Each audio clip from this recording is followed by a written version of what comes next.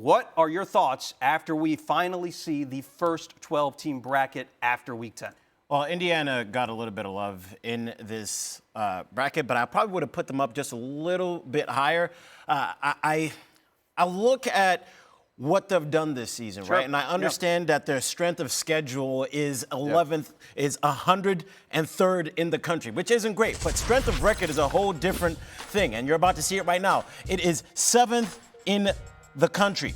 When you look back to what teams have been able to advance into the college football playoff with a similar resume, it is the 2023 Michigan Wolverines and the 2023 Georgia Bulldogs. So the Bulldogs, they were 100th in the country in strength of schedule and 7th in strength of record. Michigan, 111th in strength of schedule, 9th in strength of record. So that says to me, the brand name Indiana, maybe if they had an SEC emblem on their chest, they would get a little bit more love. And I would have liked to see them just a little bit higher, maybe.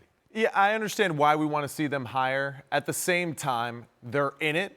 First round through it, they are involved with this, with the biggest games to be played on their schedule. Now, have they performed extremely well? There is no doubt. They have looked really, really good. Their quarterback is playing phenomenal football right now, and we should value them as one of these top playoff football teams. But on the road against Michigan, and then, of course, the game against Ohio State, which will really determine who is the 1, 2, and 3 within the Big Ten, will tell the story for us as we go through this season. Part of the fun about all of this is that this time last year, maybe we were talking about 6, 7, maybe 8 teams that could make legitimately the 4-team playoff. Right. Now we're talking about teams that otherwise would never have had a chance, like the Indianas, like the BYUs, the SMUs. Like that is so fun. I will say we talk about like teams that are ranked a little bit too high.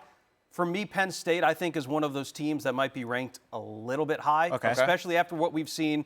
Going back to last week, let's not forget this is also a team that trailed to Bowling Green at the half. The overtime win against USC doesn't look as good anymore, especially after USC lost to Maryland and to Washington. That's a great point. Right now, the 2 best wins today for Penn State are one of the one-loss teams ranked above BYU, were against Illinois and 5-4 Wisconsin, right?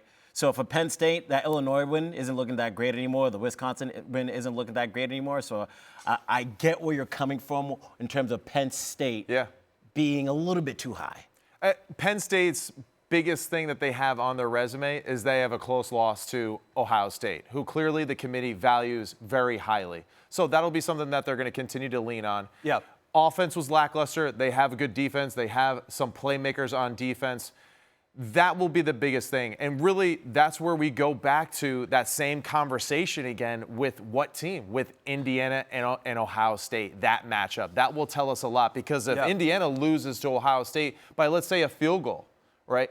Do they get that nod now over Penn State as that number 2 team, right, as far as the overall look in the eyes of the committee? In terms of Indiana, I think that is a great point, Matt, because right now, even if they would lose that game against Ohio State, do you think that they're going to be able to stay in it all the way through? Again, it depends how they lose, I think. Exactly. Yeah, right? What are your thoughts on that? I think Indiana, obviously, you talked about the eye test, right? They're beating opponents by, 33 points per game? And it's efficient. It's efficient. And it's complementary football. They are literally the definition of a team.